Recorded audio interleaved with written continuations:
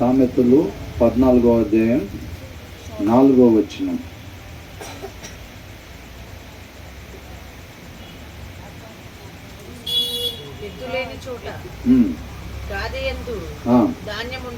ధాన్యం ఉండదు, ఎద్దుల బలము చేత వచ్చుబడి కలుగును. Where there are no oxen, ఎక్కడైతే ఎద్దులు లేకుండా ఉంటాయో అక్కడ ఏంటంట ద మ్యాంజర్ ఈజ్ ఎంటీ అని అంటున్నారు. అర్థమవుతుందండి. అంటే ఆ పంట కూర్చుకున్న దాన్ని తీసుకుని వెళ్ళి మనం వేస్తాం కదండి ఒక దగ్గర. అదంతా ఎలా ఉండిద్దంట, నిండిపోయి ఉండిద్దా, ఖాళీగా ఉండిద్దా? ఖాళీగా ఉండిద్ది అనమాట ఎద్దులు లేని దగ్గర. ఎద్దులు గురించి ఎందుకు చెప్పారు ఇక్కడ? మళ్ళా ఒకసారి చదవండి. ఎద్దులు లేని చోట గాదెయందు ధాన్యం ఉండదు, ఎద్దులు లేకపోతేనంట అక్కడ ధాన్యం ఉండదంట. ఎద్దుల బలము చేత, అది అండర్లైన్ చేసుకోవాలండి. ఎద్దుల బలము చేత చూసారా? ఎద్దుల బలము చేత, ఆ బలము చేత అంట అక్కడ చూస్తే ఉండిద్దంట. ఎద్దులు ఉన్న వాళ్ళకి ఏం చేస్తుందంటే ఆ బలంతో ఈ పని చేస్తాయి కాబట్టి అక్కడ విస్తారంగా పంట ఉండిద్ది అనమాట. అవునా? ఎద్దులు లేకపోతే ఎలా ఉంటుందంట? అది ఖాళీగా ఉంటుందండి. అర్థమవుతుందండి. ఇది కూడా ఏంటంటే మన ఆత్మీయ జీవితంలో అక్కడ అకౌంట్లో మనం డబ్బుల్ని సమకూర్చుకోవాలి. అవునా కదా? అక్కడ అకౌంట్లో డబ్బులు వేసుకోవాలి. మనం ఇక్కడ ఎద్దుల బలము చేత అన్నది చూసారా? అవి చురుకుగా, బలముగా, శక్తి కొలది ఎలాగైతే పనిచేస్తాయో ఆ పనిని బట్టి అక్కడ పంట కూర్చబడతా ఉండిద్ది అనమాట. అర్థమవుతుందా? మనం కూడా మన ఆత్మీయ జీవితంలో లేజీగా ఉండకుండా మనం బాగా బైబిల్ చదివేవారిగా ఉండాలి. అవునా? కొంచెం దూరాన్ని వెళ్ళి ఒకరికి సువార్త చెప్పాల్సి వచ్చినా, ఒకరిని పరామర్శించాల్సి వచ్చినా కానీ, లేదంటే మన దగ్గర ఉన్న దాంట్లో నుంచి కొంత తీసి సహాయం చేయాల్సి వచ్చినా కానీ మనం ఏం చేసేవారు ఉండాలి? చేసేటట్టుగా ఆత్మీయ బలాన్ని పొందుకొని. ఎలా ఉండాలంట? ఆత్మీయ బలాన్ని పొందుకుని అవన్నీ చేపించేది మనలో ఉండే వాక్యం అన్నమాట. అర్థమవుతుందండి. ఆత్మీయ బలం కావాలి. కొంతమంది చూస్తే శారీరకంగా చాలా బలం ఉండిద్ది, లోపల వాక్యం ఉండదు. దానివల్ల వాళ్ళు చేసే పనులు మొత్తం లోక సంబంధంగానే ఉంటాయి అన్నమాట. అక్కడ ఎద్దుల బలం అని అండర్లైన్ చేస్తాం చూసారండి. ఇక్కడ మనకు కావాల్సింది ఏంటంటే ఆత్మీయ బలం అన్నమాట. ఆ ఆత్మీయ బలం అనేది మనకి ఎంత ఉంటే రేపు అక్కడ అకౌంట్లో అంతగా మనం దాచుకోగలుగుతాం అన్నమాట. అవునా? ఆత్మీయ బలం ఎలాగొచ్చింది? వాక్యం చదవటం ద్వారా. వాక్యం బాగా చదవాలి. లేజీగా ఉండకుండా, సోమరులాగా ఉండకుండా మన స్పిరిచువల్ యాక్టివ్నెస్ ఉండాలన్నమాట. మనలో చురుకుగా పనిచేసే వాళ్ళుగా, శక్తి కొలది పనిచేసే వాళ్ళుగా అంటారు చూసారా? మనం అట్లాగా వాక్యము చదివే దాంట్లో మనం చురుకుగా ఉండాలి, హుషారుగా ఉండాలి, బద్ధకాన్ని విడిచిపెట్టి ఉండాలి, సోమరులాగా ఉండకూడదు అనమాట. అప్పుడు మనం బాగా వాక్యం చదవగలుగుతాం. అలా చదివిన వాక్యం బట్టి మనం ఎంతో ఆత్మీయంగా, బలంగా ఉంటాం అన్నమాట. ఆ బలాన్ని బట్టి ఆ వాక్యం మనకేం చేసిద్ది? సమృద్ధిగా మనం ఆత్మీయ పంటను కోసుకునేటట్టుగా చేసిద్ది అనమాట ఆ బలం అనేది. అర్థమవుతుందా? కాబట్టి మనం బాగా చదవాలి. Where there are no oxygen, ఎద్దులు లేకపోతే అసలు మనం చదవకపోతే అక్కడ అకౌంట్లో ఎంత ఉంటుంది? జీరో ఉండిద్ది. అవునా? The manger is empty but from the strength of an ox అని అన్నాడు. స్ట్రెంగ్త్ ఆఫ్ అన్ ఆక్స్, దాని బలము చేత ఏంటంటున్నాడు? కమ్ అబండెంట్ హార్వెస్ట్ అంట. పెద్ద కుప్పేసినట్టుగా సమృద్ధిగా. అవునా? ఆత్మీయ బలం ఉండాలన్నమాట. వాక్యాన్ని బాగా చదవాలి. నన్ను తినినవాడు ఎప్పుడు కూడా ఆకలి కొనడు అని అంటున్నాడు. భుజించాలన్నమాట. యేసుక్రీస్తు వారు తండ్రి మాటను అలాగ భుజించారు, తన హృదయం మీద రాసుకున్నారు అక్కడ. అంతే. ఆ మాట ప్రకారంగా జీవించటం తప్ప నాకు ఇంక వేరే జీవిత విధానం ఉండకూడదని తీర్మానం తీసుకొని నిత్యము పెద్దల కన్నా లేచి ఆయన పాదాల చెంత చేరి తండ్రి పాదాల చెంత ఆయన కృపని ఆశ్రయిస్తూ ఉన్నాడు అన్నమాట.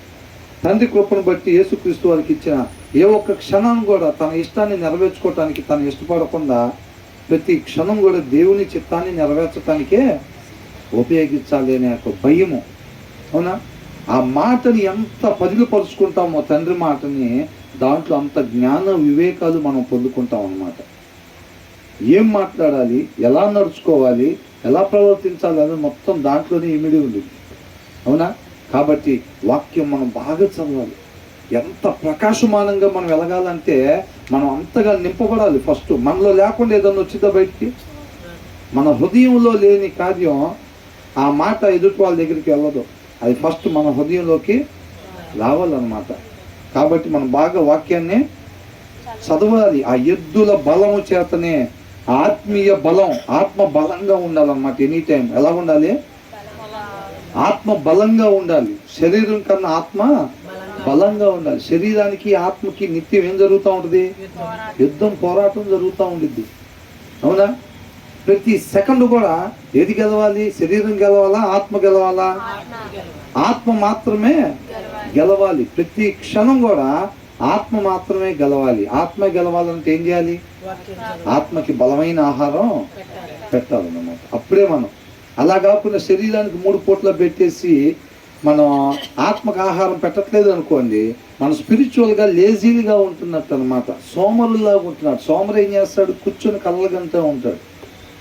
నేను ప్రార్థన చేస్తే అద్భుతాలు జరగాలి, నేను వాక్యం చెప్తే చాలు, రక్షణకు మేము తీసుకుంటాం బాప్తిస్వం అని ముందుకు రావాలి అని కలలుగంటూ ఉంటాడు అనమాట. కొంతమంది అంతే. చాలామంది ఏం చేస్తారు? వాక్యం చదవరు, అసలు బైబిల్ తీసి వాక్యం చదవరు. వాళ్ళు మాత్రం ఊహాలోకాల్లో బతుకుతూ ఉంటారు. వాక్యంలో రాయబడి ఉంది అది. ఇటు చూడండి, నేను నుంచున్నాక వెళ్ళి చూడండి ఎవరైనా. ఏంటంట వాళ్ళు ఏం చేస్తారు? వాక్యం చదవని వాళ్ళు ఏం చేస్తారు? ఊహాలోకాలు, సోమరులు. వాక్యం తీసి కనీసం 1 గంట సేపు వాక్యం చదవలేని వాళ్ళు, లేజీ వాళ్ళు ఏం చేస్తారంట? ఊహల్లో బ్రతుకుతూ ఉంటారు. ఏమని? నేను ప్రార్థన చేస్తే కుంటోళ్ళు లేచి నడవాలని, నేను వాక్యం చెబితే రక్షణ బాప్తిస్వం మేము తీసుకుంటామని రావాలని, మనం ఎక్కడన్నా మేము ఇక్కడ ప్రార్థన పెడతా ఉన్నాం అని చెప్పగానే తోసుకొని జనం దాని లోపలికి రావాలని కూర్చొని ఊహల్లో కలగంటూ ఉంటారు. వాళ్ళు ఎవరంట? సోమరులు. రాస్తుంది కదా దాంట్లో. సోమరు ఒక చాటు కూర్చొని ఊహల్లో కళ్ళగంటూ ఉంటాడు అనమాట. మనం అలా ఉండకూడదు. అవునా? ఆత్మీయ బలం, మన ఆత్మని ఎనీ టైం బలంగా పెట్టుకోవాలి. మన శరీరాన్ని జయించేటట్టుగా చూసుకోవాలన్నమాట. దావీదు దేన్ని జయించలేకపోయాడు? దావీదు చెప్పొచ్చా? దావీదుని వచ్చి అడిగాడు అనుకో, నా ప్రతినిధిగా ఉండి నువ్వు చేసిన పని ఏంటి? అన్ని జనుల్లో నా నామాన్ని హేళన పరిచావనంటే, ప్రభా అపవాది నేను కోట పైకి వెళ్ళిన తర్వాత, నేను కోట పైన అపవాది ఉన్నది చూసుకోకుండా నేను పైకి వెళ్ళాను, వాడు నన్ను పట్టుకొని అమ్మటే బంధించాడు. అంతేనా? తోసేయచ్చటగా నమ్మేస్తాడు ఆయన? నమ్మేది. ఈయన శరీరాన్ని ఈయన జయించలేకపోయాడు. ఈయన, అవునా కదా? ఆత్మ బలహీనంగా ఉంది, దాన్ని గ్రహించుకోలేకపోయాడు. శక్తి సరిపోలా చూపు తిప్పుకోవటానికి, శరీరాన్ని అదుపులో పెట్టుకోవటానికి, ఉండాల్సిన రీతిగా మాత్రమే ఉండటానికి ఆయనకి బలం సరిపోలేదు ఆయనకి. అవునా? దావీదుకి ఒక మాట అన్నాడు దేవుడు, నేను నీకు ఎంతోమంది బాధలు ఇచ్చాను, వాళ్ళు సరిపోరు అనుకుంటే నేను కావాలని నీకు ఇంకా ఇచ్చిండేవాడిని కదా అన్నాడు. అసలు ఆ మాట అన్నాడంటే చూడండి, నువ్వు కరెక్ట్గా జీవించటానికి వాళ్ళు ఒకవేళ సరిపోరు అనుకుంటే కావాలంటే నేను ఇంకా ఇచ్చిండేవాడిని కదా, నువ్వెందుకు కాల్జోలిపోయావు అని అన్నాడు. దేవుడి కోపం అవుతే బాధ లేకపోతే అంటాడు ఆ మాట. అవునా? ఆత్మ బలహీనంగా ఉంది దావీదు. అపవాది మీద దోషేయటం కాదు, శరీరాన్ని జయించలేకపోయాడు. ఆ క్షణం దావీదు జీవితంలో తన ఆత్మకి తన శరీరానికి జరిగిన పోరాటంలో శరీరం గెలిచింది. అక్కడ శరీరం గెలవటం వల్ల దావీదు జీవితంలో ఆ క్షణాలు చీకటి క్షణాలుగా ఉండిపోయాయి. అవునా? అది కాబట్టి 1 సెకండ్ కూడా మన ఆత్మ బలహీనంగా ఉండటానికి వీల్లేదు. శరీరం బలంగా ఉండాలన్నమాట. కాబట్టి మనం దేవుని చిత్తానుసారంగా మాత్రమే ఉండటానికి మన శరీరానికి ఎంత ఆహారం అవసరమో అంతే మనం పెట్టాలి తప్ప అంతకన్నా ఎక్కువ తీసుకోకూడదు. అది వాక్యానుసారం కాదు. అంతేనండి. అంటే ఏది తినొద్దని చెప్పట్లేదండి. అంటే చేపలు తినకూడదా, కోడి మాంసం తినకూడదా, బిస్కెట్లు తినకూడదా, లేదా చాక్లెట్లు తినకూడదు, లేదా అంతే కాదు. తినొచ్చు, శరీరానికి ఎంతవరకు అవసరం. శక్తి కావాలి కదా. అసలు తినకుండా ఉంటే మోకాళ్ళు వేయండి అని నేను చేస్తారా? వేయలేం.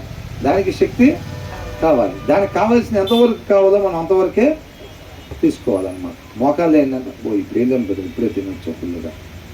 ఏంటంట మోకాలు వేయలేము కదా. భోజనం చేసిన తర్వాత కూడా ఎవరన్నా అనుకో సడన్గా వచ్చి అన్న ప్రార్థన పెట్టుకుందాం, ఏ టైంలో అయినా సరే ఫోన్ రావచ్చు, ఏ టైంలో అయినా ఫోన్ రావచ్చు. మనం 7 గంటలకి తింటుంటే 7:30కి ఎవరింట్లో అన్న ప్రార్థన పెట్టుకుందాం అని ఆలోచన వచ్చి ఫోన్ చేయొచ్చు. మనం 7ంటికి ఫుల్గా తినేసి ఉంటే ఎవరినో ఫోన్ చేస్తే ఏం చెప్తాం, అమ్మ నేను తినేసాను, ఇంక నేనేమి ప్రార్థనకి ఇద్దాం చేయలేను అంటే. అలా కాదన్నా అంటే, లేదమ్మా నేను చేయలేను, స్వయంగా యేసయ్య గారు మీ ఇంటికి వచ్చినా నేనైతే వచ్చి నడపలేనమ్మా అక్కడ, ఫుల్గా తినేసా. కొంతమంది ఏమనుకుంటా, తిన్న తర్వాత అమ్మో తిన్న తర్వాత నేను మాడలేను, అసలు నేను ప్రార్థన చేయలేను, నేను వాక్యం చదవలేను, నేను వాక్యం చెప్పలేను, నేను అసలు అలా ఉండడానికి వీల్లేదన్నమాట. అవునా? ఎనీ టైము ఎప్పుడైనా సరే మనం ఆయన చిత్తానుసారంగా ఉండటానికి సిద్ధపాటు అయ్యి ఉండాలి. ఎప్పుడైనా రావచ్చు ఫోను, అవసరం ఎప్పుడైనా పడవచ్చు, చెప్పలేము. ఎవరైనా ఫోన్ చేయొచ్చు, అన్న కొద్దిగా బాగలేదు అన్న కొంచెం రాన్నా అని. అవునా కదా? అక్క కొద్దిగా ఇట్లా రాక, ఇంటి దగ్గర ఎవరు లేరక్క, ఇట్లా ఇల్లు పరిస్థితి అని. అమ్మో నేను తినేసానమ్మ, ఇప్పుడే మంచం ఎక్కానమ్మ, నేను అసలు రాలేనమ్మ. అది కాదక్క ఎంతో కొంత ఇస్తాను, నువ్వు 1 కోటి రూపాయలు ఇచ్చినా నేను రాలేనమ్మ, మంచం ఎక్కాను ఇప్పుడే, నన్ను మాత్రం రమ్మని చెప్పబాక. ఏంటంట తిని కొంతమంది మంచం ఎక్కితే 1 కోటి రూపాయలు ఇచ్చినా నేను మాత్రం రాలేను. అది వాక్యానుసారం కాదు. ఏ టైంలో ఫోన్ వచ్చినా సరే ఆయన కృపను బట్టి తక్కువని మన షర్ట్ తగిలించుకొని ప్యాంట్ వేసుకొని బయలుదేరి వెళ్ళేటట్టుగా మన శరీరాలు ఉంచుకోవాలి, సహకరించేటట్టుగా ఉంచుకోవాలి. 1 గంట సేపు అంటే ప్రార్థన భోజనానికి ముందేమో సాష్టాంగ పడమన్నా పడతాం, మోకాలు ఏమన్నా వేస్తాం, నుంచోమన్నా నుంచుంటాం, కూర్చోమన్నా కూర్చుంటాం, ప్రార్థన చేస్తాం. తిన్న తర్వాత మాత్రం మీరు క్షణం ఉండమన్నా మేము ఉండలేం. అయితే అతిదృష్టి లేకపోతే అనాదృష్టి అలా కాదు, ఏ టైంలో వచ్చినా సరే. అవునా? మనం కాబట్టి దాని ప్రకారంగా మనం ఉండాలి అంతే. మరి యేసయ్య చుట్టూ జనం ఉండేవాళ్ళు అంటే ఎనీ టైం ఉండేవాళ్ళు కదా. మరి ఆయన ఏం చేశాడు? లేదండి యేసయ్య గారు ఏదైనా తినకముందే రావాలి, మీరు స్వస్థతకైనా దేనికైనా, ఆయన ఆల్రెడీ తినేసాడు, ఇంకా లేచి చేయని ఎత్తి మీద పెట్టలేడు అది చెప్పారు ఏమన్నా. కాబట్టి ఎనీ టైం అన్నమాట మనం కూడా ఆయన పూలు ఉండాలంటే మనం కూడా అలాగే ఉండాలి. తర్వాత ఏమంటున్నారు? అబద్ధం ఆడాడంట. ఎవరు? ఆయన హానెస్ట్ విట్నెస్, హానెస్ట్ ఏ ఫెయిత్ఫుల్ అని అంటున్నాడు. నీతి కలిగిన ఆయన అంతా ఏం చేయడంట అంటే నీతి అని అంటే వాక్యాన్ని అనుసరించటం, ఒక మనిషి ఉండాల్సిన రీతి అని. నీతి అంటే ఒక మనిషి ఉండాల్సిన రీతి అంటే నీతిమంతుడు, వాక్యాన్ని అనుసరించేవాడు. వాక్యాన్ని అనుసరించటం అంటే ఒక మనిషి ఏ రీతిగా మాత్రమే ఉండాలో దాన్ని తెలియపరిచేదే వాక్యం. అవునా? కాబట్టి ఈ నీతిమంతుడు అంట ఏం చేయడంట? అబద్ధమాడు. ఎందుకని? ఆ నీతి కలిగిన ఆయన ఉండాల్సిన రీతిగానే ఉంటాడు. ఉండాల్సిన రీతి ఏంటంట? మనిషి నువ్వు అవునంటే అవును, కాదంటే కాదంతే. అది మనిషి ఉండాల్సిన రీతి. నీతిమంతుడు అలాగే ఉంటాడంట. అంతేలే కానీ అబద్ధాలు చెప్పాడు. అబద్ధము అంటే ఏంది? ఉండకూడని విధానము, ఉండకూడని రీతి. అంతేనా? నీతిమంతుడు ఎలా ఉంటాడంట? ఉండాల్సిన రీతిగా మాత్రమే ఉంటాడు. తర్వాత ఏమనుంది? అబద్ధములు ప్రియములు అంట. బట్ ఫాల్స్ విట్నెస్, ఫాల్స్ అన్నప్పుడే అది ఉండకూడని వాడు అని అర్థం. అంతేనా? False, a false witness pours out lies అంట. నోరు చేస్తే ఏం మాట్లాడతాడంట? ఆయన హృదయంలో ఏం లేదు? వాక్యం లేదు. వాక్యం లేకపోతే మోసకరంగా ఉంటుంది ఆ హృదయం. కాబట్టి దాంట్లోంచి మంచి వచ్చిద్దా? వాక్యం లేని ఏ హృదయంలో నుంచి మంచి రాదు. కాబట్టి ఆయన ఆటోమేటిక్గా నోరు తెరిస్తే అబద్ధాలు, అసత్యాలే మాట్లాడతాడు అనమాట. అంటే ఈ వాక్యాన్ని బట్టి మనం ఎలా ఉండాలంట? ఒక మనిషి ఉండాల్సిన రీతిగా మాత్రమే ఉండాలి తప్ప అబద్ధాలు మనం ఆడకూడదు. అప్పుడప్పుడు ఎప్పుడన్నా రోజుకు ఒకసారి, వారానికి 2 సార్లు. బైబిల్ వారానికి ఎన్నిసార్లు అబద్ధాలు ఆడొచ్చు అని చెప్తుంది? నెలకి 0. అస్సలు అబద్ధం అనేది ఆడకూడదు. ఎందుకని? అబద్ధాలకి జనకుడు ఎవరు? అపవాది. అవునా? వాళ్ళ క్రియలను బట్టి యోహాను సువార్తలో దేవుడు ఏమంటాడు? మీ తండ్రి అపవాది, ఆ క్రియలు మీలో ఉన్నాయి కాబట్టి అంటున్నాడు. మనం అబద్ధం అన్నప్పుడు మన తండ్రి ఎవరు? ఎవరి పిల్లలు మనం? అప్పుడు మనం ఒప్పుకున్నా ఒప్పుకోకపోయినా మనం అబద్ధం ఆడినప్పుడు మనం అపవాది కుమారులమే. అబద్ధానికి జనకుడు ఎవరంట? అపవాది. అవునా? సాతాను. మరి మనం అబద్ధం ఆడేవాని అంటే ఏంటి అర్థం? ఉండకూడని రీతిగా మనం ఉంటున్నట్టుగా. ఉండకూడని రీతిగా ఉండే వాళ్ళకి తండ్రి ఎవరంట? సాతాను. అర్థమైందండి? మనం ఒక పని చేసి ఆ పని నేను చేయలేదు అని అంటే మనం ఎవరి పిల్లలం అంట? సాతాను పిల్లలం అంట మనం. అర్థమవుతుందా? ఏం కొంపలు మునిగినాయా నేను ఒక మాట కాదంటే? ఏంటంట? ఒక చిన్న అబద్ధం ఆడితే ఏమన్నా కొంపలు ఏమన్నా మునిగినా, నీ ఆస్తులు ఏమన్నా పోయినాయా అని అంట. ఆలయాలు ఏం బావు, పోయేది ఎవరు ఆస్తులు? మనయ్యే. మనం ఒకటి అబద్ధం ఆడగానే ఎమ్మటే ఈ బుక్లో రాస్తారు, శుభ్రంగా నరకాన్ని తీసుకెళ్ళే బుక్లో. ఆ ఒక్క అబద్ధం ఇప్పుడు తేనె ఎంత ఉంటుంది, కుడితే ఎంతలో వస్తుంది? ఇంతలో వస్తుంది. అవునా? ఆ అబద్ధం చిన్నదే ఆడింది, చిన్న అబద్ధమే. అవునా? చిన్న చీమ బెల్లం గడ్డ, ఎంత పెద్ద బెల్లం గడ్డ తీసుకెళ్తా ఉంటాయి అవి. అట్లాగే ఆ చిన్న అబద్ధం మనం జాగ్రత్తగా లాక్కొని పోయి నరకంలో పడేసిద్ది అంతే. అవునా కదా? కాబట్టి మనం ఒక్క పని కూడా తండ్రి చేయకూడదు. మనం అసలు అబద్ధాలు ఆడేవారుగా ఉండకూడదు అనమాట. అది సత్యం ఉన్న వెలుగుని ప్రకాశింపజేయాలి. మనం ఉండాల్సి, ఒక మనిషి ఉండాల్సిన రీతిని మనం ఒక మంచి మాదిరికరాన్ని జనాలకి కనపరచాలి మనం. అవునా?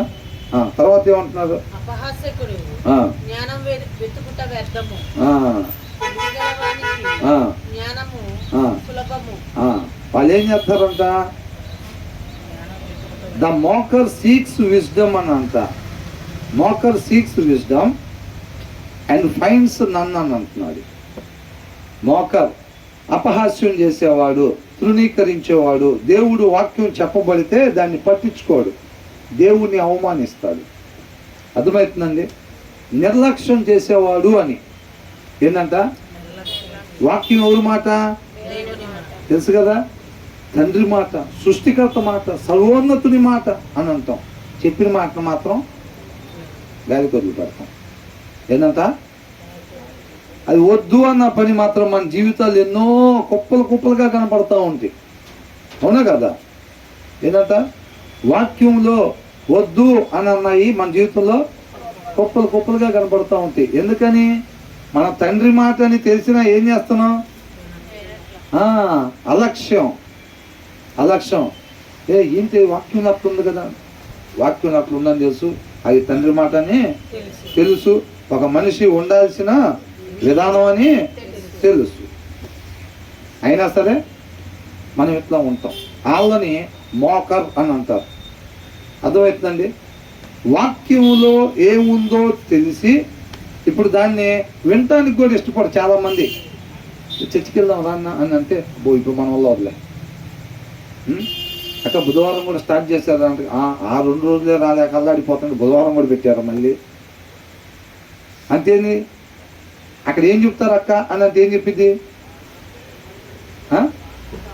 వాక్యం చెప్పిద్ది.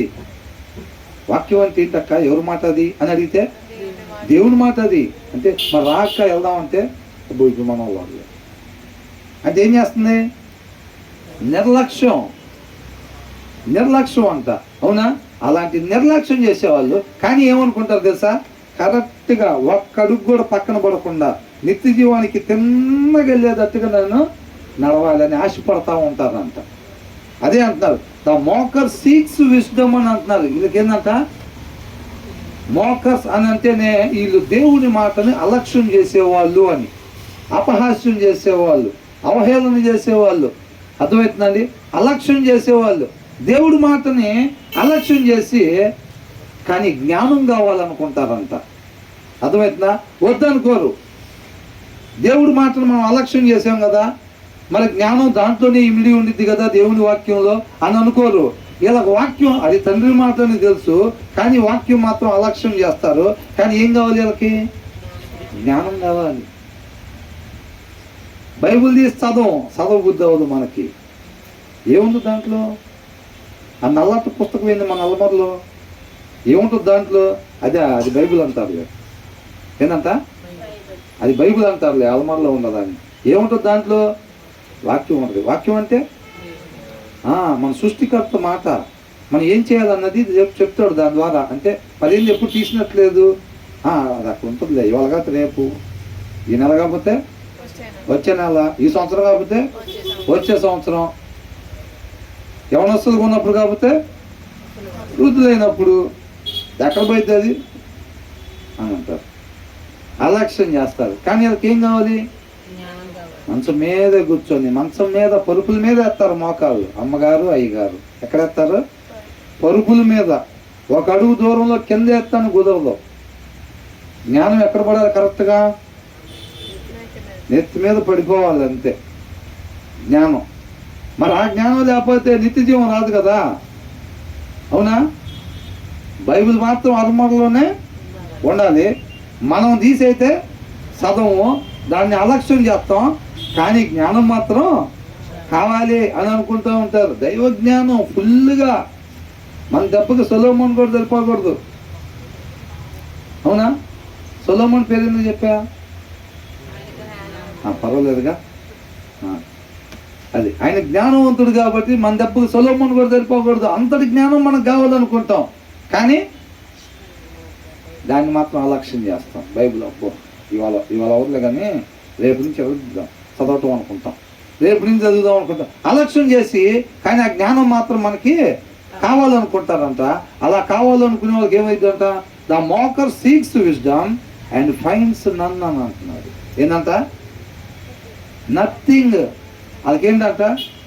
దేవుడు మాటనంట అలక్ష్యం చేసి, ఆ మాటలో ఇమిడి ఉండి ఆ జ్ఞానం మాత్రం కావాలనుకుంటారంట. బైబిల్ తీసి చదవరు, దేవుడి జ్ఞానం మాత్రం ఫుల్గా రావాలి, అవునా?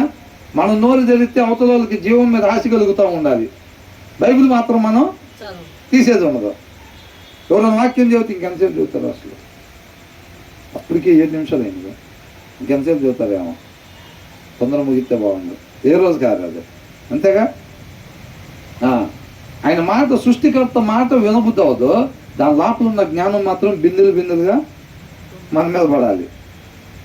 మనం నోరు తెరిస్తే అవతల వాళ్ళు మేము తీసుకుంటాం, బాప్తీసం మేము తీసుకుంటామని ఆ రోజు పేతురు లేచి మాట్లాడుతుంటే 3000 మంది. అదే సోమరి ఏం చేస్తారంటే, ఫస్ట్ వచ్చిన ఏముంది ఇక్కడ? ఎద్దుల బలము చేత విస్తారముగా పంట వచ్చిందంటే, ఎద్దుల బలము మన ఆత్మీయ బలము. మన ఆత్మీయ బలం వల్లనే మనకి అక్కడ అకౌంట్లో జమ చేసుకుంటాం, అంతేనా కదా? మన ఆత్మీయ బలం, ఆత్మ బలంగా ఉండాలి. ఆత్మ ఎంత బలంగా ఉంటే, ఎద్దులు లేని వాళ్ళ పరిస్థితి ఏంటంట? అకౌంట్లో 0, అవునా కదా? అకౌంట్లో ఏంటంట? ఎంత ఉంటాయంట? 0. ధాన్యం అనేది ఉండదంట ఎద్దులు లేకపోతే. ఎద్దుల బలము చేత, మన ఆత్మీయ బలము చేత ఆత్మ బలంగా ఉండాలి. నిత్యము పోరాటం. దావీదు ఆత్మ బలహీనంగా ఉండటం వల్ల శరీరం గెలిచింది అక్కడ, అవునా కదా? కాబట్టి మనం బలంగా ఉండాలి ఇక్కడ. కాబట్టి మనం షార్ట్ కట్స్ ఎతకటానికి ప్రయత్నం చేయకూడదు. ఇక్కడ బైబిల్ తీయకుండా కొట్టాలి. బైబిల్ తీస్తే ఎప్పుడురా? 30 సంవత్సరాలు మనం ఎక్కడ చదువుతాం? 30 సంవత్సరాలు చదివి జ్ఞానం మనం ఎక్కడ తెచ్చుకుంటాంరా? 3 నిమిషాల్లో వచ్చింది అట్టుగా, అవునా కదా? అట్లాగానే అంటున్నాడు అనమాట. దేవుడి మాటని అలక్ష్యం చేసి దేవుడి జ్ఞానం కావాలనుకుంటే రాదు. వీళ్ళు అలా ఎతుకుతారంట చాలా మంది. ఈ అలక్ష్యం చేసేవాళ్ళు, వివేకం లేని వాళ్ళు అలాగా ఎతుకుతారంట. మనకెందుకు చెప్పారు? మనల్ని ఏమంటున్నారు? దేవుడి వాక్యాన్ని అలక్ష్యం చేసి దేవుడి జ్ఞానాన్ని కావాలని ఆశపడబాకండి, మీకేమీ దొరకదు అని అంటున్నాడు. అదే రాశాడు, అవునా? దేవుని వాక్యం చదివితేనే దేవుడి జ్ఞానం వచ్చిద్ది అని క్లారిటీగా రాశారు. వాక్యం చదవకుండా దేవుని జ్ఞానం రాదు, వివేకము రాదు. వివేకము జ్ఞానము రాకపోతే మనం నడవాల్సిన త్రోవలో మనం నడవము, అంతే. ఏ పేరు పెట్టుకున్నా, ఏ ఫెలోషిప్కి వెళ్ళినా, ఎన్ని సంవత్సరాలు అవుతున్నా బాప్తిసం తీసుకొని, అవునా? ఆ వాక్యం చదవకపోతే, దేవుడు మాటను లక్ష్య పెట్టకపోతే మాత్రం మనకి అజ్ఞానం రాదు. But knowledge comes easily to the discerning అని అంటున్నాడు. వివేకము కలిగిన వాళ్ళకి అని అంటే ఆ భయం ఉంటుంది, చూసారండి? ఆ భయం ఉండాలి ఎప్పుడైనా. వివేకం కలిగిన వాళ్ళకి ఏంటంటే ఏదో ఒకటి లేరా చేద్దామని అనుకోరు. వాక్యం ఎవరు చదవరు అంటే ఏముందిలే ఎత్తగది ఏది అనిపిస్తే చేస్తా ఉన్నాం అని అనుకుంటాడు. వాక్యం ఎవరు చదువుతారు అని అంటే చెయ్యాల్సింది మాత్రమే నేను చెయ్యాలి, మాట్లాడాల్సింది మాత్రమే నేను మాట్లాడాలి, ఏసేలాగా ప్రవర్తించాల్సిన రీతిగా మాత్రమే నేను ప్రవర్తించాలి అనే ఆ వివేకం ఉంటుంది చూసారండి, ఆ భయం ఉంటుంది చూసారండి, ఆ శ్రద్ధ ఉంటుంది చూసారా, ఆ ఆశ ఉంటుంది చూసారా, వాళ్ళకంట ఆ జ్ఞానం తేలిగ్గా వచ్చింది. తెలుగులో ఏమన్నా అక్కడ? తెలివి గలవానికి ఏంటంట? జ్ఞానము సులభము. తెలివి అని రాశారు, ఇక్కడ వివేకం అని వచ్చాడు. వివేకం కలిగిన వాడు ఏం చేస్తాడంటే మాట్లాడాల్సింది మాత్రమే నేను మాట్లాడాలి, వేసేలాగా ప్రవర్తించాల్సిన రీతిగా మాత్రమే నేను ప్రవర్తించాలి అని అనుకుంటారు చూసారా. వివేకం కలిగిన వాళ్ళకంతా జ్ఞానం తేలిగ్గా వచ్చిందని. ఇప్పుడు ఇదేంటి, నేను ఉండాల్సిన రీతిగా మాత్రమే ఉండాలి అని అనుకుంటాడు కదా వివేకవంతుడు. నీవు పేరు చూసుకోవటాలు ఇక్కడే, మట్టి తీసుకోవటాలు ఇక్కడే, ఇక అవన్నీ ఇక్కడే, ప్రతిదీ. నేలి కట్టలు కూడా తెచ్చుకున్నారా? నేలి కట్టలు, దువ్వెళ్ళు, కొబ్బరి నూనె డబ్బాలు తెచ్చుకుంటే సరిపోయేది కదా. అయితే ఏంటంట, ఉండాల్సిన రీతిగా మాత్రమే ఉండాలి అని ఎవరికైతే ఆ భయం ఉండిద్దో వాళ్ళు ఏం చేస్తారంటే దాన్ని అలమరలో పెట్టి ఉంచరు. ఎందుకని? ఉండాల్సిన రీతిగా మాత్రమే ఉండాలి అనేది ఎట్లా తెలిసిద్ది? వాక్యంలో నుంచి తెలిసిద్ది. కాబట్టి ఆ భయం ఉండే వాళ్ళు ఏం చేస్తారంటే నిత్యం పద్దాకల వాక్యాన్ని చదువుతూ ఉంటారు అన్నమాట. ఆ చదివే వాళ్ళకి ఆ జ్ఞానం అంట ఈజీగా దొరికిద్ది. అర్థమవుతుందండి?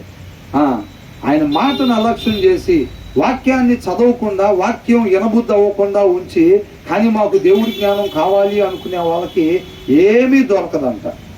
అర్థమవుతుందా? నిత్య జీవానికి నడిపించే ఆ జ్ఞాన వివేకాలు మనకి కావాలి అని అంటే అది దేవుని నోట నుంచి వచ్చే వాక్యం వలన మాత్రమే అది సాధ్యమో. నిత్య జీవానికి ఎంతమందికి వెళ్ళాలని ఉంది? అక్కడికి వెళ్ళాలి అని అంటే జ్ఞాన వివేకాలే తీసుకెళ్తాయి అంట. రామోజీ ఫిలిం సిటీలోకి వెళ్ళాలని అంటే బస్సులు ఇవి ఉంటాయి చూసారా, గోల్ఫ్ కోర్సులోకి వెళ్ళి ఆ వ్యాన్లు తీసుకెళ్తాయి. నిత్య జీవానికి వెళ్ళాలంటే ఇదివరకు మమ్మల్ని స్కూల్కి 47V అని ఒక బస్సు ఉండేది, ఆ బస్సు తీసుకెళ్ళేది మమ్మల్ని. నిత్య జీవానికి ఏం తీసుకెళ్తాయి అంట? జ్ఞాన వివేకాలు తీసుకెళ్తాయి అంట. అర్థమవుతుందా? అవి లేకుండా నిత్య జీవానికి చేరుకోలేం.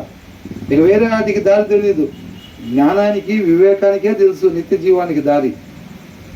యేసయ్య కూడా వాటిని పట్టుకునే నిత్య జీవానికి, మరణాన్ని గెలిచి నిత్య జీవము పొందుకున్నాడు. అవునా కదా?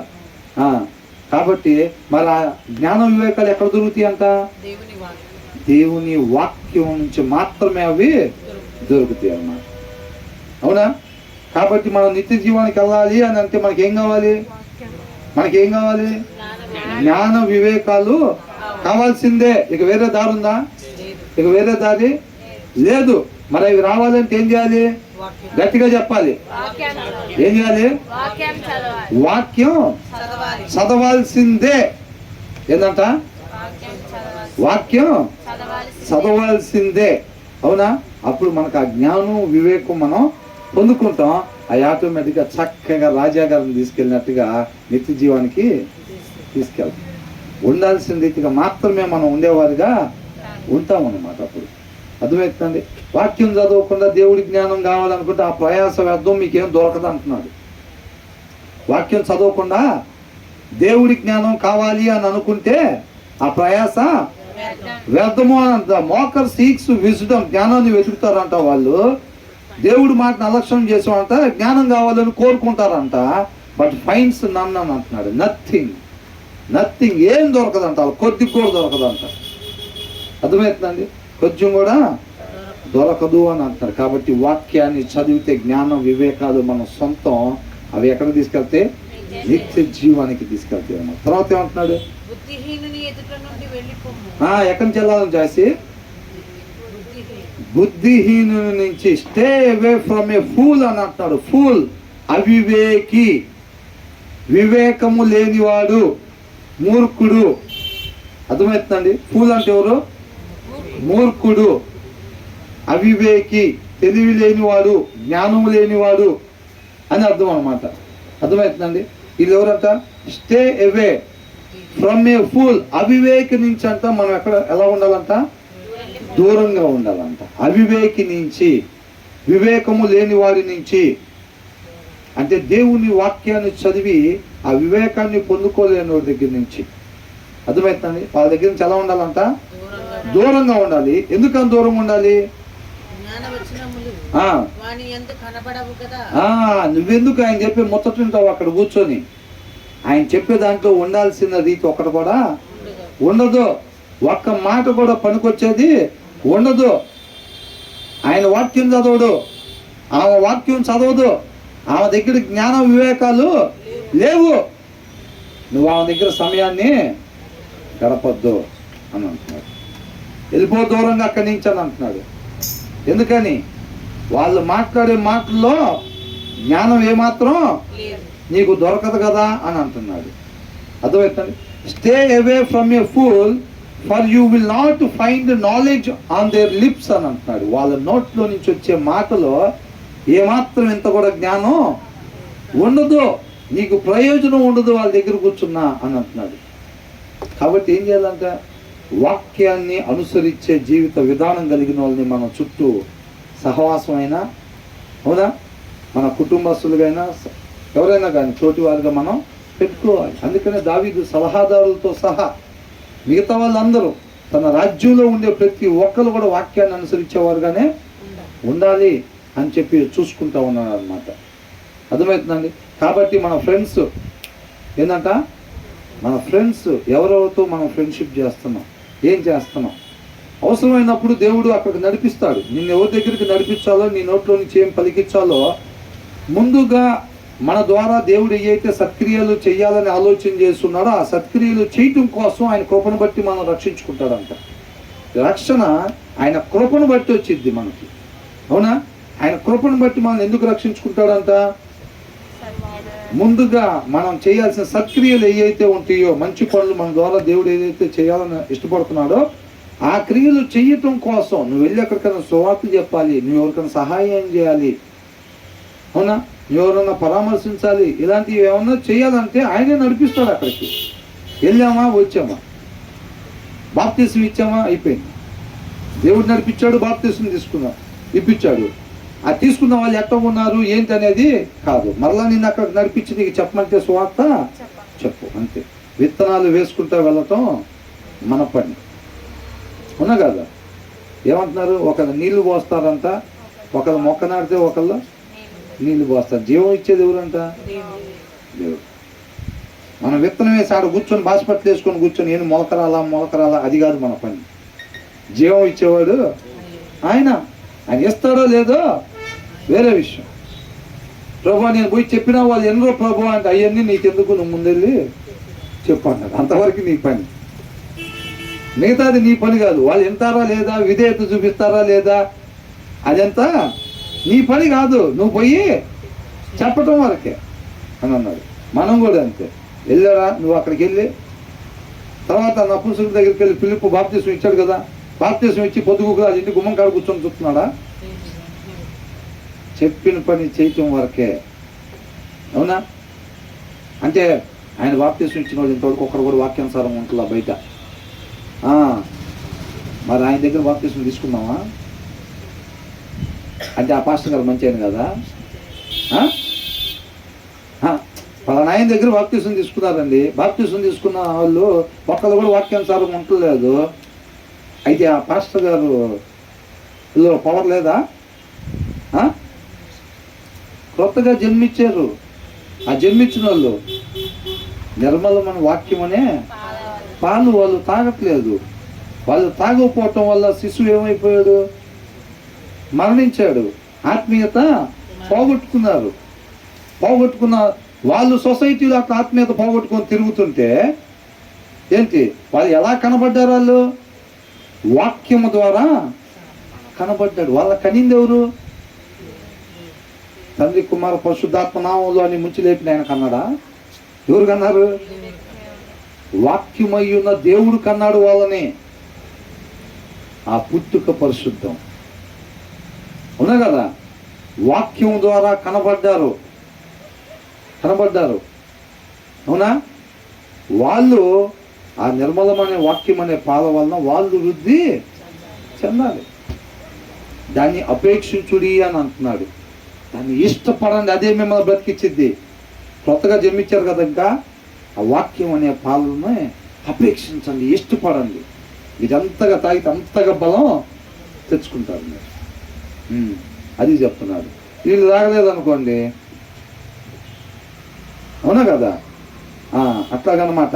కాబట్టి అంటే చాలా మంది అనుకుంటారు ఆయన 3 బాప్తిస్మం ఇచ్చాడండి, ఆ 3 లోకానుసారంగానే తిరుగుతున్నారు మళ్ళీ, కాబట్టి ఆయన దగ్గరికి పోకూడదు అంటే అది వాక్యానుసారమేనా?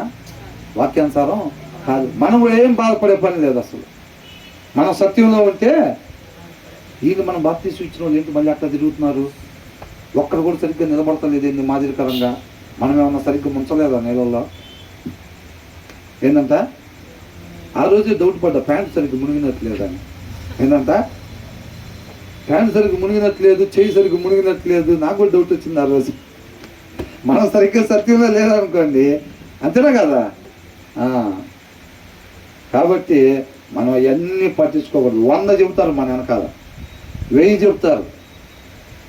అది కూడా పరిచర్య ఉంది కదా, చీకటి సైడ్ కూడా పరిచర్య ఉంది. మొత్తం పుకారు చేసి వస్తారు, ఇళ్ళని దాని పెట్టి వచ్చినట్టుగా అందరూ చెబుతారు. అవన్నీ మనమేమి పట్టించుకోకూడదు. అంతే, మనం చెప్పాడా చేసామా అంతవరకే. నెక్స్ట్ తర్వాత ఏం చేయము, అట్లా చేసుకుంటే వెళ్ళిపోవటం. ఇప్పుడు సమయాలు అనుకోవచ్చా, నేను సరిగ్గా సౌలు నెత్తిన సరిగ్గా పోయలేదా ఏంటి, చెప్పిన మాట వినలేదు, నిలబడలేదు, పోగొట్టుకున్నాడు, ఏంటది పోసేది తైలం సరిగ్గా పోయలేదు ఏంటి, నేను సమయాలు అనుకోవచ్చా? తైలంలో పోయితున్నా కాదు ప్రాబ్లం. ఏం సమయాలు ఆయన పవర్ తగ్గిపోయింది, ఆయన పోయినసారి ఆయనకి అభిషేకించాడు, ఆయన సరిగ్గా గుంటలేదు రాజుగా, సమయాల్లో శక్తి లేదా అనొచ్చా? సౌలు సరిగ్గా ఉన్నంత మాత్రాన సమయాలు పోవట్లేదా? అది అవునా కదా? బయట ఉంటే ఇవన్నీ పుకార్లు, ఉంటాయి. Stay away from a pool అని అంటున్నాడు. వాక్యం లేని అవివేకుల కంట మనం ఎలా ఉండాలంట? దూరంగా ఉండాలంట. నేను వాక్యం చదివితే ఏం పర్వాలేదు, నా హృదయంలో వాక్యం ఉంది, 10 మంది లోకస్తుల మధ్యలోకి వెళ్ళి నిలబడతానంటే ఏమైంది? పడిపోతారు. అంతకుముందు అనుకున్నాం కదా, యేసన్న గారు ఒక ఆయనకి చెప్పాడంట, వేసుల మధ్యలోనే పరిచర్య పిలిపి వచ్చింది అన్న, ఎట్లాగా అంటే నీకు వస్తే వచ్చినలే కానీ నువ్వు దూరంగా ఉండి సువార్త చెప్పాల్సిన రీతిగా చెప్పంటే లేదన్న వాళ్ళ మధ్యలోనే చేయాలని వచ్చింది పరిచయం అని చెప్తే, తర్వాత ఒకసారి కనపడితే ఏమైందంట, ఆయనకే వచ్చిందంట, ఆయనకే హెచ్ఐవి వచ్చిందంట. అర్థమవుతుందా? కాబట్టి తగిన జాగ్రత్త ఉండాలి, అంతే. అవునా కదా? కాబట్టి జాగ్రత్తగా ఉండాలి. పరిచర్య అంటే పరిచర్యలాగా ఉండాలి. ఒక ఆయన వైద్యుడిలాగా పోయి తలకాడ పట్టుకొని పొట్టకాడ పట్టుకొని అట్ట చేసి పాస్టర్ గారే. అర్థమవుతుందండి? చూసారా టీవీలో చాలామంది ఉన్నారు, అసలు వైద్యులు పాస్టర్లు కూడా ఏమీ తెలీదు. ప్రతి దానికి ఒక విధానం ఉంటుంది. ఆ విధానం ద్వారా మనం దేవుణ్ణి మహింపరచాలి. విధానం తప్పకూడదు ఎక్కువ కూడా. Stay away from pool for you will not find knowledge on their lips. కాబట్టి మన సహవాసులు మొత్తం కూడా మన కుటుంబాలతో సహవాసం చేసిన, మన ఆఫీస్లో ఉన్నా, లేకపోతే ఇంటి దగ్గర ఉన్నా, పొలాల్లో ఉన్నా, ఎక్కడున్నా సరే మంచి ఆత్మీయుల్ని మనం ఏర్పాటు చేసుకోవాలి. చక్కగా ఒకరినొకరు హెచ్చరించుకుంటా. వాళ్ళ దగ్గర వాక్యం ఉందనుకోండి, మనం ఉన్నప్పుడు అక్క ఏంటి అట్లా ఉంటున్నాం ఈ మధ్య, వాక్యానుసారంగా అట్లా కాదు కదా, ఇట్లా కదా, మొన్నోడు గమనించినాక మీరు అన్నప్పుడు ఇట్లా అన్నారు, అది వాక్యానుసారం కాదు కదా, ఒకరినొకరు హెచ్చరిస్తారు. అవునా? హృదయంలో వాక్యం లేనివాడు కాడ మనం ఎంతసేపు ఉంటే మనం హెచ్చరిస్తాడు? ఏమీ హెచ్చరించడు. అవునా కదా? నువ్వు వెళ్ళిపో అక్కడి నుంచి. ఎందుకు? వాళ్ళ నోట్లో నుంచి వచ్చే మాటల్లో ఏమాత్రం కూడా నీకు జ్ఞానం దొరకదు. అనవసరం నువ్వు అక్కడ ఉండి, ఉండకూడని ప్లేస్ అని అంటున్నాడు. అది అవునా? కీర్తనలో ఉందా లేదా? మొదటి కీర్తనలో ఏముంది? అక్కడ ఉంటే వాళ్ళ ఐడియాలే చెప్తా ఉంటారు. వాక్యం లేని హృదయంలోంచి ఐడియాలు తీసి చెప్తూ ఉంటారు. ఒక్కొక్కడు రే నెంబర్ 1 ఐడియా ఇస్తా చూడంటారు. అది అవునా కదా? ఆ పక్క నుండి 6 ఇస్తే సలహాలు, ఆ 6 వాక్యానుసారంగా వాళ్ళ హృదయాల్లో వాక్యం ఉన్నది కాబట్టి. అయితే మరి పని చేయాలంటే 6 ఏదో ఒకటి తీసుకొని చేయాల్సిందే మరి. అవునా కదా? నష్టపోతాం. కాబట్టి అక్కడ ఉండబాకాన్ని వెళ్ళిపోవాలని అంటున్నాడు. తర్వాత ఏంటంట? తమ ప్రవర్తనను కనిపెట్టి ఉండుట వివేకులకు జ్ఞానమునకు లక్షణములు. ఏంటంట? వివేకి ఏం చేస్తాడంట? వివేకి అంటే ఎవరు కాళ్ళు నేనే అనుకుంటున్నారా? వివేక్ అంటే ఎదురు పెట్టుకుని ఎందుకు అట్లా అడుగుతున్నారు? ఇందాక నుంచి మీ ముందే ఉన్నాను కదా, కనపడట్లేదా? ఎవరైనా అడుగుతారు మళ్ళీ ప్రత్యేకంగా. మేమే వివేకులం. ఎంత వివేకుల వారం మేమే అన్నట్టుగా ఏంటంట? వివేకులం మేమే. అవునా కదా? The wisdom of a prudent అంటే వివేకవంతుడికి కలిగి ఉండే జ్ఞానం అంట ఏం చేసిద్దంటే is to give thought to their ways అని. అంటే తను వెళ్ళాల్సిన మార్గానికంట ఆలోచనలు అందించిద్దంట ఆ జ్ఞానం. ఎవరికి ఉండే జ్ఞానం? వివేకవంతుడికి ఉండే జ్ఞానం అంట ఎలా పడితే అలా నడవకుండా, ఎలా పడితే అలాగా మాట్లాడకుండా, ఎలా పడితే అలాగా ప్రవర్తించకుండా నువ్వు ఇలాగ మాత్రమే మాట్లాడాలి, ఇలాగ మాత్రమే ప్రవర్తించాలి అని చెప్పి ఆ జ్ఞానం అంట తన నడవాల్సిన త్రోవ ఎందువో సలహాని ఇస్తా ఉండిద్దంట, ఆలోచన ఇచ్చిద్దంట. వాక్యం 2 అంచులు కలిగిన ఖడ్గం అంట. అది మన ఆలోచనలకి, మన తలంపులకి, హృదయాలకి కావలిగా ఉండిద్ది అని అంటున్నారు. వాక్యం, ఆ వాక్యం చదివినప్పుడు ఆ జ్ఞానం వివేకాలు వస్తే మనం వెళ్ళాల్సిన మార్గంలో అది ఆలోచన చెప్తూ ఉంటుంది అన్నమాట. జ్ఞానం అర్థమైందా? జ్ఞానం ఆకారం అది. ఇదివరకు మరుగుజ్జోళ్ళలాగా 2 ఉండరు అంటే అట్లా అనకూడదేమో, జ్ఞాన వివేకాలను అట్లా అనకూడదేమో. అంటే ఆలోచన చెప్తా ఉంటాయి అనమాట. మనం వెళ్ళాల్సిన త్రోవకి ఇప్పుడు ఎటు వెళ్ళాలి? ఇప్పుడు 4 రోడ్లు జంక్షన్ వచ్చిందండి, మనకు దారి తెలియదు, మన పలానా ఊరు వెళ్ళాలి. 4 రోడ్లు జంక్షన్ వచ్చినప్పుడు మనం ఏమనుకుంటాం? అప్పుడు ఏం చేస్తాం? అది ఏంటంట, ఎవరైనా ఉన్నారు అక్కడ ఒక ఆయన ఉన్నాడు, ఆయన అడుగుదాం పట్టండి అని అంటారు. అవునా? కాబట్టి అపవాది ఏం చేస్తాడంటే మనం కన్ఫ్యూజ్ చేయడానికి, వెళ్ళాల్సిన త్రోవలో మనం పోకుండా ఉండటానికి అది ఏం చేస్తాడంటే మనకు అడ్డదారులు గీసేస్తూ ఉంటాడు. ఎక్కడికక్కడ అడ్డదారులు గీసేసి ఆ గీసిన అడ్డదారులు మొత్తం తీసుకెళ్ళి ఒక దగ్గర కలుపుతాడు. ఎక్కడ? అది ఎక్కడంట? నరకంలో కలుపుతాడు. ఒక్కటే నిత్య జీవానికి వెళ్ళేది, మిగతా అన్నీ నరకంలో. ఆ కన్ఫ్యూజ్ చేయటానికి అన్నమాట. కన్ఫ్యూజ్ చేయటానికి ఎక్కడికక్కడ అడ్డదారులు గీసేస్తూ ఉంటాడు. ఎక్కడికక్కడ 4 రోడ్లు జంక్షన్ ఏర్పాటు చేస్తూ ఉంటాడు గుర్తుపట్టకుండా. ఓ తిన్నం దారి ఇట్లా ఉందనుకోండి, ఏం చేస్తాడంటే ఎమ్మటే చాక్పీస్ తీసుకొచ్చి ఇట్లా ఇట్లా అడ్డగీతలు అన్నీ తీసేస్తాడు. అప్పుడు మనం కన్ఫ్యూజ్ అవుతాం కదా, అట్లా చేస్తాడనమాట. ప్రతి సెంటర్లో నిలబడి ఎవడున్నాడు అడుగుదాం అనుకునే పని లేకుండా మనం వాక్యం చదివినప్పుడంట మనం జ్ఞానం పొందుకుంటాం. ఆ జ్ఞానం నువ్వు 4 దారులు ఉన్నా 40 దారులు ఉన్నా సరే, నువ్వు ఏ దారిలో వెళ్ళాలో నీకు సలహాని ఇస్తా ఉండిద్దాన్ని. ఇదిగో ఈ దారి హైలైట్ అవుతూ ఉండిద్ది అనమాట. ఆ దారి నీ చుట్టూ 40 దారులు గీసినా సరే నువ్వు వెళ్ళాల్సిన మార్గం ఏమైతే హైలైట్ అవుతూ ఉండిద్ది. అవునా? అంటే ఒక లైట్ వేసి చూపించినట్టుగా చూపిస్తూ ఉండిద్దాన్ని. ఎవరితో పని లేదు. ఆ జ్ఞానం వివేకం చక్కగా తీసుకెళ్ళి నిత్య జీవంలోకి నడిపిస్తే మనం. అర్థమవుతుందండి? అట్లా అంటున్నాడు, the wisdom of the prudent, వివేకవంతుడికి కలిగిన జ్ఞానం is to give thought to their ways అని అంట. తన మార్గానికంటే ఆలోచనని చెప్తా ఉండిద్దంట. But the folly of fools అని అంటున్నాడు. మూర్ఖుడికి కలిగి ఉండే మూర్ఖత్వం అంట. చూసారా? ఆయన కూడా కలిగి ఉంటాయి కొన్ని. యువతల వివేకవంతుడికి జ్ఞానం ఎట్లా కలిగి ఉంటుందో, వివేకం లేనివాడు అవివేకి, ఆయన ఏమంటారంట? మూర్ఖుడు గారు అంటారంట. ఏంటంట? మూర్ఖుడు. ఈ వివేకవంతుడికి ఏం కలిగి ఉంటుందంట? జ్ఞానం కలిగి ఉండిద్దంట. ఆ మూర్ఖుడికి ఏం కలిగి ఉండిద్దంట? మూర్ఖత్వం కలిగి ఉండిద్దంట. అర్థమైందండి? ఈ వివేకవంతుడికి కలిగిన జ్ఞానం తను వెళ్ళాల్సిన మార్గంలో ఆలోచనలు చెప్తూ ఉండిద్దంట. ఈ మూర్ఖుడికి కలిగిన మూర్ఖత్వం అంట తనని మోసం చేసిద్దని రాస్తుంది ఇక్కడ. అర్థమవుతుందండి? But the folly of fools is deception అని అంటున్నాడు. ఏం చేసిద్దంట? ఎవరు ఇంతకీ మూర్ఖుడు ఎవరు? తనకు కలుగున్న మూర్ఖత్వం ఏంటి? ఆయనకి ఎలా వచ్చింది ఆ మూర్ఖత్వం చెప్పండి? ఆయన అసలు మూర్ఖుడు ఎట్లా అయ్యాడు? వాక్యం చదవకపోవటం వలన వివేకం లేదు. వివేకం లేనివాడు అవివేకి. అవివేకి ఎవరు? మూర్ఖుడు.